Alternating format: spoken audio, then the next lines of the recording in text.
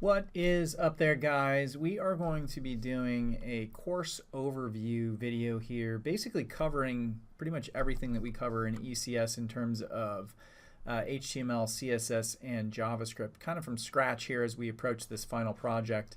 And so I've got Dreamweaver open here. The first thing I'm going to want to do is create that final project folder. Now, throughout the semester, you would have created these other folders here, but I'm just going to create a simple new folder here called Final Project. Okay, so I've got my folder in there. Next obvious thing, hopefully, to do here is just index.html, and that's my source file. And then I've got my JS, CSS, and so on, my images, all my asset folders. I'm going to create a new file in JS, and I'm going to call it Final Project.js. And making sure that I put the JS in there on the end of the file as an extension before I finish. Otherwise, it will not know what to do with that file type here in Dreamweaver, or at least not until you close it and reopen it. And then I'm going to go ahead and create one final last file in here in CSS and call it Final Project. And then again, same deal. You want to make sure before you finish naming it, you do .css. So now I've got all that stuff in there, and let's get started. So here is my final project as it exists. I highly recommend you right click here and go to open in browser rather than F12. We don't really want that real-time preview for what we're doing in terms of debugging and whatnot. So I'm going to open it up in Chrome. There's absolutely nothing going on. First item of business might be to change the title to Final Project at the very least, right? So there we go. And then we need a couple other things in the tag. I can just go script src equals and then browse, and I'm going to go ahead and go to my JS folder, Final Project JS, and that's it. And then I'm going to close my script tag. So now my script tag is closed and inside the head of that. And then I can also link CSS. And if you're like me and you constantly forget how to link CSS documents, you know the drill, guys. W3 Schools link CSS. And then this is what you want right here. Now, I do often forget to, how to do that. I don't memorize it because it's always there. Is it good to memorize it? Probably. But anyway, so you've got an href, and it just like the other one, we've got our gopher dots, as we've dubbed them in class. And then I'm going to go ahead and go into my CSS and then go ahead and do Final Project CSS, and you can see now we're all queued up. Now this didn't do anything for us really, because if I go back in here and open in browser, I still have nothing, because as we have learned in class, the things you see in an HTML document tend to live here in the body. That's not universally true. You've got things like alerts and whatnot, which we try to avoid unless it's for a purpose. But in the body, we've got different tags. So we've got the head tag and the body tag. And of course, Dreamweaver will queue us up with all those. And if you ever do forget what those tags are, you can go back to W3 Schools or any number of other resources like Mozilla Developer Network, Stack Overflow if you want specific problems that are solved there, and a variety of different places. So you've got tags, and each one of these things can have things in them. We tend to break up our space with divs, right? Divide it up. So in one of the main divs that we use, or the first div we use, is a container. Now, this is not some built-in thing. I made up the word container, I call it container because it does contain all of the content on the page. And as soon as I open a tag, of course, I want to close it like so. So now this My Project heading is inside a div. Now the trick is, I don't actually have a class called in container, because as you'll recall, these things are created in, you got it, CSS. So a class selector, okay, is done up here. Let's let Dreamweaver be quiet. It's trying to tell us stuff. And we use, just like we use for functions and loops and things in JavaScript, we use these braces. And we use margin of 0 auto, which actually allows us to center this thing inside the body, and then we use a width of 1024 and a height of 768. And that's basically it. Now, I like to start off by putting a background color in on my div so I can at least kind of get a feel for where they are. I could go to the color picker somewhere in here, so if I could do hashtag, I can go to color picker. And I usually like to use shades of gray to kind of get started. So for the main background color, I go lighter and then darker as we kind of go through the different stages. So I'm going to go, there. And then when I click away, it's got B. So that's your hexadecimal value there.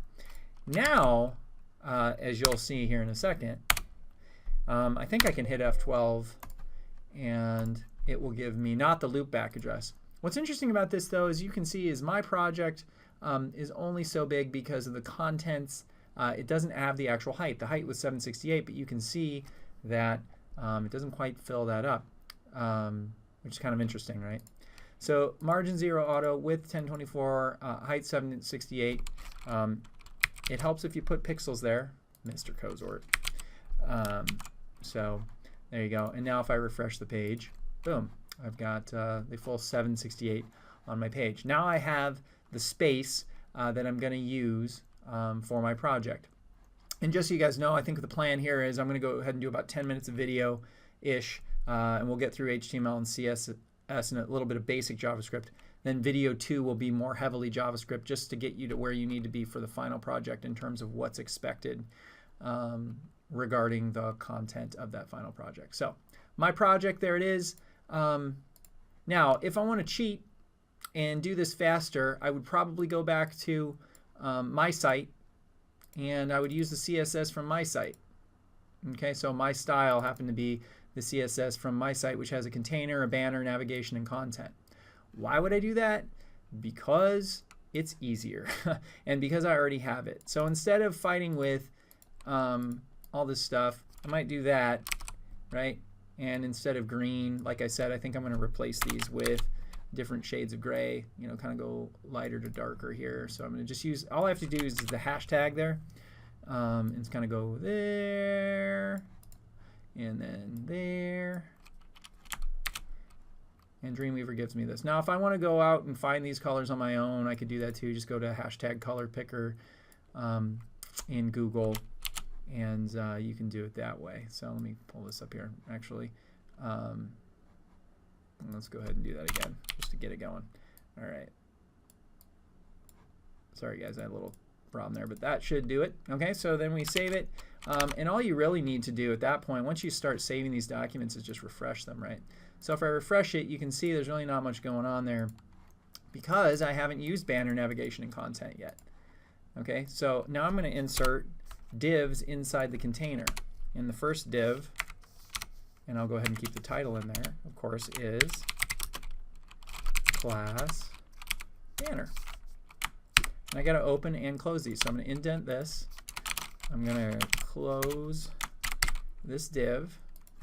And below the banner, but inside the container, and I know I'm inside because it's here, okay, like a hamburger, I've got to keep the buns of the hamburger kind of around the contents, like the body, and then so on, and then HTML, of course, is that there. So under the banner, I'm going to do a div class equals navigation. Okay, so if I want to do some navigation, I'll do that. And then another div class banner container, and then content goes below. So 4 essential components there. I refresh it. Again, if I go back to here, go ahead and close these other pages. Final project is here. We'll leave that. And you can see, here it is. So I've got a page ready to go. And a lot of people ask, like, how do I center text on, in this content? Well, that again is CSS. So if I come over here and I go to banner and I do something like text align center, refresh that, and refresh that, you can see there it is. align center. All this stuff, again, I would just keep W3 Schools right up here, ready to go. Learn HTML if that's what you're working on. Learn CSS if that's what you're working on. Learn JavaScript. We're not going to get into this stuff in this class. JavaScript is more than enough for us to work with. But that's kind of it. Now, some basic tags, of course, are going to be things like, well, I want to put an image in there. So you need to decide, first of all, where's that image going to go? Is it going to go in navigation? Is it going to go in content? I'm going to put one in content. So I might have an image src, and then I can browse, and I'm going to browse to my images. And you know, I can go Dragon's Treasure, and I can say, oh, where's the warrior PNG as an example. Okay, and I always like to kind of indent these things to keep track of them in terms of where they are. I'm going to go ahead and minimize this because this is a small screen here, and then squash it over here so maybe we get a little better view. So there's that, and then you can see it gives me kind of a preview there, and of course if I refresh it, there it is. This is a little icon of a dude from a video game. So there's that, and yeah, that's an image. So if we wanted a link to an outside page, we know that href, gives me whatever I want. So if we go to a web page, we tell it like RPG mechanics or something like that. Role-playing game system. There you go. So kind of a fun one. Then we go there to paste that, and this, of course, gives us a link, HTTPS, and so on. I would wrap that A tag around some text. RPGs. So people maybe can get a feel for the rules. Now, this is a classic case of when the heck am I going to put some style on this? And of course, I can style this based on the content tag or the A tag or the image tag or whatever. And then that looks like this. I'm going to go ahead and close that, and I'm going to go back to my CSS. And if I wanted all A tags, for example, okay, to be red, then I would just use A here and do color red, okay? And if I refresh it, there it is. Now, after I click on it, you notice that it doesn't change color, which, that would be a with pseudo tag or pseudo class rather of some kind would be incorporated in there. So that's the essentials in setting up the page there. We are at 13 minutes, so I'm going to go ahead and close this off. So basically what we've covered here, guys, is the essentials of CSS. These are class selectors. This is a basic tag, universal tag selector, and then of course we have ID selectors, which would be associated in the same way that IDs to be in the elements. So an ID selector would look like this, like buttons, and then color blue or green or whatever.